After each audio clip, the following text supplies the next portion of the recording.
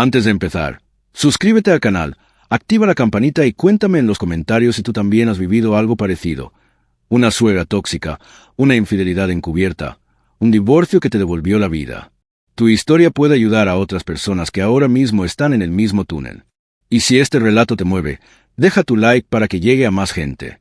Desde el primer momento en que la vi supe que algo no iba bien. Fue una tarde fría de enero, en una cafetería de Moncloa, con ese olor a café recién molido y abrigo húmedo que se queda pegado al aire. Ella me miró de arriba abajo como quien inspecciona un objeto de segunda mano. Me saludó con 2 besos en el aire, sin tocarme, y lo primero que dijo, antes siquiera de preguntar mi nombre, fue: ¿Y tú a qué te dedicas? Lo soltó con ese tono pasivo-agresivo que corta más que un insulto.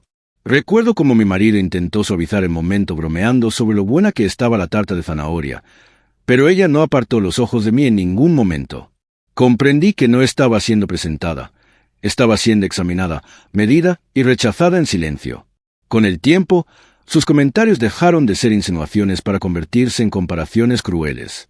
En cenas familiares, delante de todos, mencionaba lo elegante que era la ex de mi marido, lo bien que se llevaba con la familia, especialmente conmigo. Remataba, sonriendo. Una vez dijo que aquella sí que tenía clase, y me miró. Yo callaba por amor, por paz, por él, pero cada palabra suya se me incrustaba como una espina. Y lo peor no era ella. Lo peor era el silencio de mi marido, ese silencio que validaba cada humillación. En cada encuentro lanzaba dardos disfrazados de preocupación. Que si hay mujeres que no están hechas para llevar una casa, que si un hombre merece ciertos cuidados que no todas saben dar. Nadie la cuestionaba. Incluso soltó delante de mis cuñados que hay matrimonios condenados de salida, como si leyera mi sentencia. Yo había aprendido a sonreír por educación, a callar por respeto, pero por dentro me derrumbaba poco a poco. Vivía como en un examen permanente que siempre suspendía, sin comprender que había hecho mal. A pesar de todo, nos casamos. Una ceremonia civil en el registro de la calle Pradillo. Sencilla, emocionante, con unos cuantos amigos y mis padres que vinieron desde Zaragoza. Él estaba feliz, o eso parecía. Durante unos meses creí que nada ni nadie podría romper lo que habíamos construido. Su madre ni siquiera apareció. Envió un mensaje frío. Tengo otros compromisos. Espero que seas feliz con tus decisiones. Decidí no mirar atrás, convencida de que el tiempo limaría aristas, que el amor cubriría cualquier grieta. La realidad, por supuesto, tenía otros planes. Me aferré a la idea de que con paciencia ella acabaría aceptándome, que quizá era un duelo mal cerrado por la ex de su hijo. Intenté acercarme. La llamé por su cumpleaños, le mandé mensajes en Navidad, la invité a casa. Cada gesto mío chocaba con un muro de frialdad o, peor, con una cortesía impostada que dejaba más vacío que un insulto. Yo justificaba. Es su carácter. Necesita tiempo. Yo poniendo paños calientes sobre una herida que ya estaba infectada. Nos mudamos a un piso pequeño pero luminoso en Chamberí, cerca del metro Iglesia, con librerías de barrio y panaderías que olían a mantequilla por la mañana. Nuestro primer hogar. Yo trabajaba en una agencia creativa, él en una consultora junto a nuevos ministerios. Desayunos rápidos, cenas en pijama con vino barato y series. Hicimos planes. Comprar una estantería nueva, pintar la pared del salón, quizá adoptar un perro. Detrás de esa normalidad, la sombra de su madre seguía ahí, como un olor que no se va. El anterior inquilino nos dejó instalado un sistema de cámaras conectado a una app. Me pareció útil, por seguridad. Al principio la usamos por curiosidad, para ver al repartidor o al gato del vecino. Una cámara del salón empezó a fallar. Se quedó muda, y como tantas cosas, lo fuimos dejando. Nunca pensé que ese detalle técnico, tan tonto, acabaría siendo el punto de inflexión de mi vida. Un martes por la mañana, trabajando desde casa, me acordé. Llamé a una empresa que encontré en Google.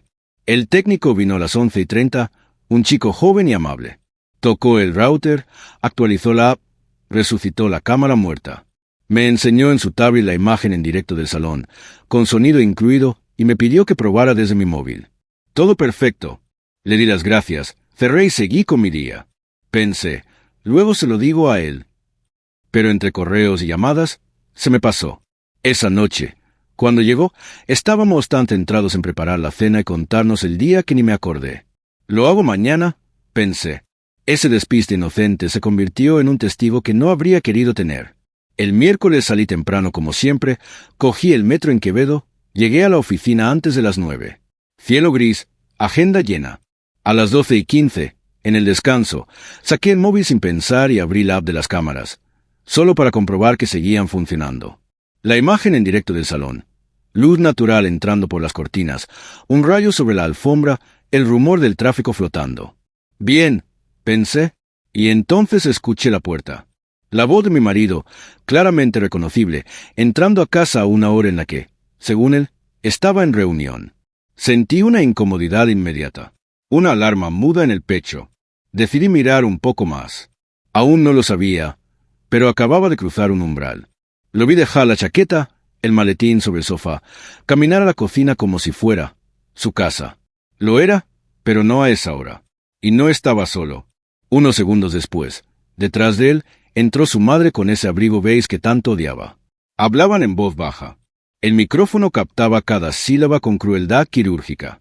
No había sorpresa, ni disimulo. Se movían con la naturalidad de quienes hacen lo que hacen todos los días. Algo dentro de mí se tensó. Ella se sentó en el sofá como en el suyo. Cruzó las piernas. Empezó sin filtro, con esa lengua afilada suya. Te dije que esto no iba a durar. Estás perdiendo el tiempo. Él callaba, como un niño reprendido. Yo miraba la pantalla sin parpadear, incapaz de entender cómo podían sentirse tan seguros de que yo jamás lo sabría. En esa escena cotidiana se escondía una traición cocinada a fuego lento. Lo peor estaba por venir. Mi suegra empezó a leerme en voz alta, como si recitara un informe. Que se había engordado, que si tenía la cara apagada, que si ya no me arreglaba como antes, que parecía una mujer dejada, sin chispa. Cada palabra me caía adentro como piedra, no solo porque lo dijera ella, sino porque él no decía nada. Ni una defensa. Silencio. Yo los observaba sin saber que ellos eran los que estaban siendo observados. Por primera vez entendí que el enemigo no estaba solo fuera, lo tenía dentro de casa. Después habló de ella, de la ex. La omnipresente comparación ahora tenía nombre, apellidos, recuerdos, planes. Dijo que era una mujer de verdad, que nunca entendió por qué la dejó, que estaba a tiempo de recuperarla.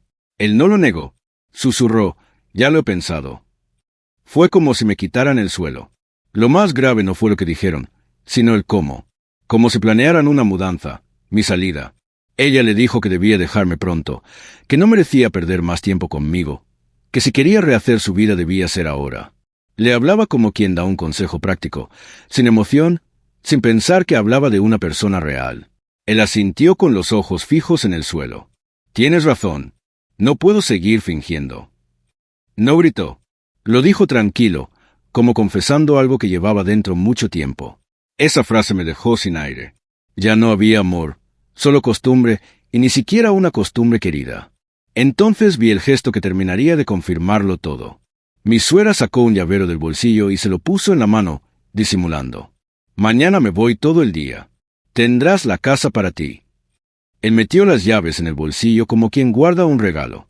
Ella añadió, con voz clara aunque baja, ya hablé con ella. La he invitado. Solo tienes que estar aquí preparado.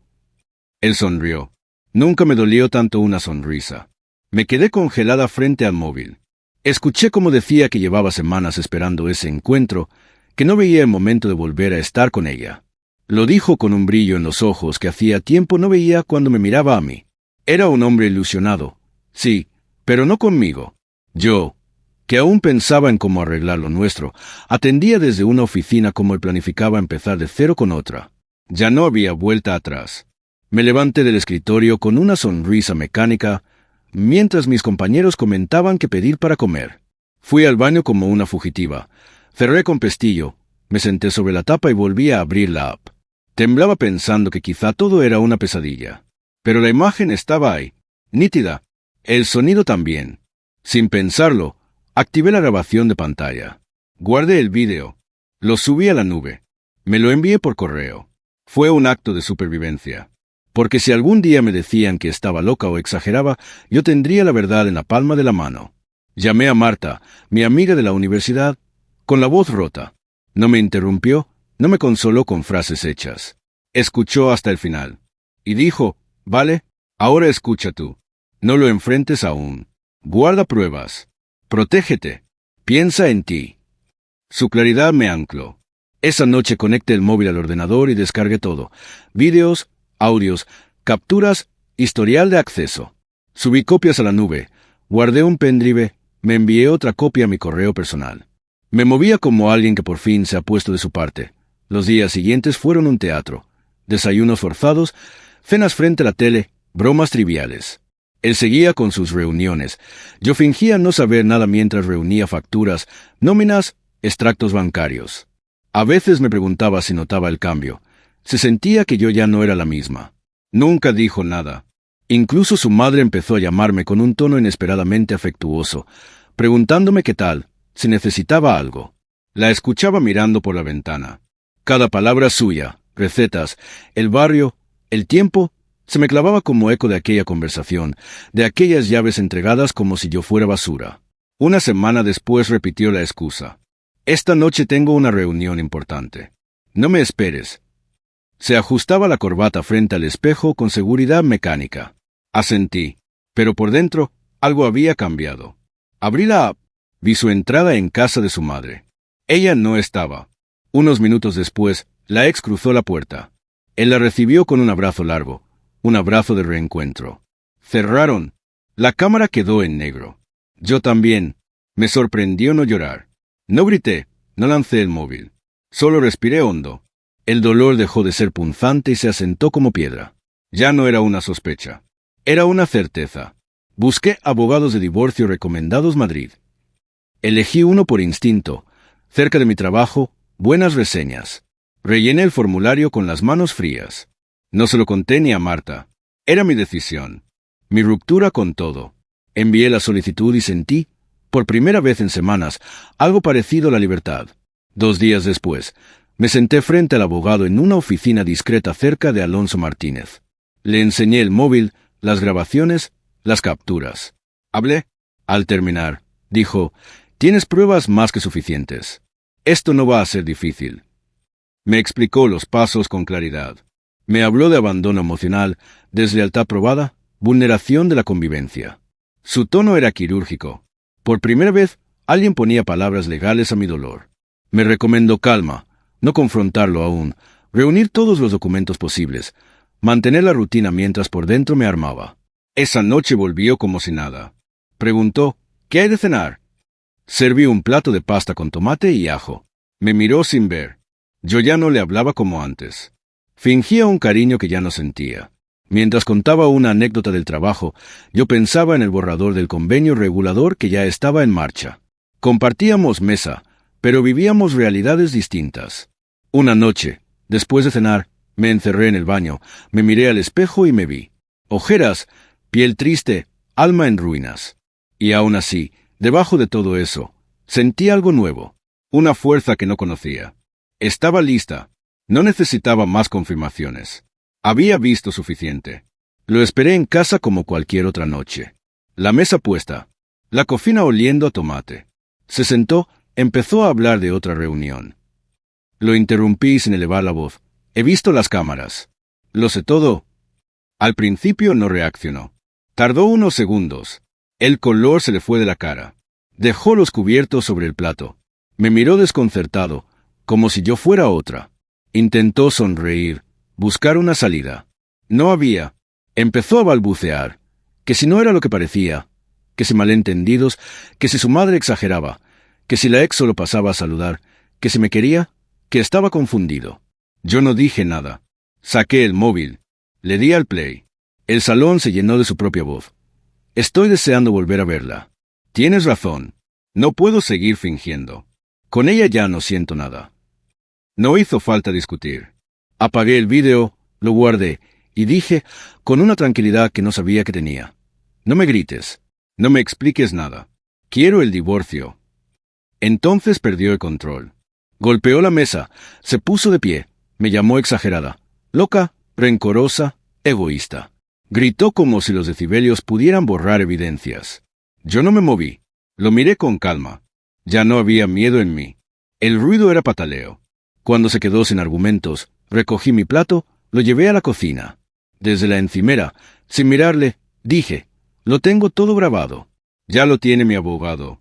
No hay nada más que hablar. Se dejó caer en el sofá, con las manos en la cabeza. No pidió perdón. No luchó. Su silencio fue, por fin, sincero. Al día siguiente, sin avisarle, fui al juzgado y firmé el inicio de los trámites. Todo estaba preparado, como quien ha hecho la maleta para un viaje por fin decidido. Fue rápido, frío, burocrático. Al salir, no lloré. Caminé por Chamberí con el alma despeinada, pero libre. No tardó en llegar la llamada que me faltaba. Su madre estaba tomando un café en una terraza. Contesté por pura curiosidad. Su voz era otra, furiosa, acusadora. Me dijo que estaba destruyendo la familia, que su hijo estaba destrozado, que yo era una desagradecida. La dejé hablar. Cuando terminó, respiré hondo y respondí con la verdad que ya no temblaba. La familia la destrozasteis vosotros. Tú le abriste la puerta a otra. Tú sembraste odio. Tú planificaste mi salida. Lo habéis conseguido, pero no contabais con que me iría de pie. Hubo un silencio largo. Colgó. Nunca volvió a llamarme. Semanas después me enteré por terceros. Ya vivía con ella. Su ex. Todo encajó con una rapidez insultante. Fotos en redes, cenas en terrazas de moda, escapadas a la sierra, pies de foto con frases tontas como lo que es para ti encuentra su camino. Al principio me removía algo, no celos, sino incredulidad ante tanta escenografía. Luego dejé de mirar. Entendí que lo que más les dolería no sería mi tristeza, sino mi indiferencia. Pasaron los meses. Volví a respirar sin esfuerzo, a ocupar mi cama entera, a elegir la cena sin consultar, a leer hasta tarde, a pasear por Madrid mirando escaparates y cielos. Mi vida, la mía, empezó a tener espacio. Sus nombres dejaron de doler. La herida abierta se convirtió en cicatriz y ya no pedía explicaciones. Un día, tomando un café con una excompañera, me soltó, sin anestesia. ¿Te has enterado? Ella le ha puesto los cuernos. Me reí, no por burla. Fue un gesto involuntario cuando el universo, sin pedirlo, se equilibra.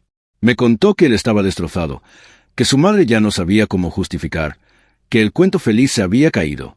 No sentí alegría, sentí justicia.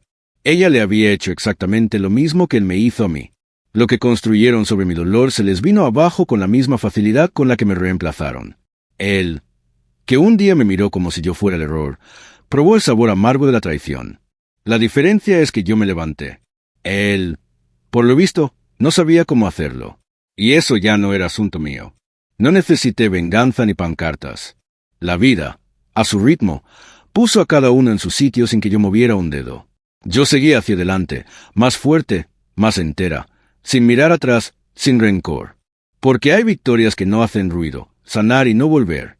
Si esta historia te ha tocado, suscríbete, deja tu like y comparte el vídeo con quien lo necesite. ¿Has pasado por una suegra tóxica, una relación dañina, una ruptura que te hizo más libre?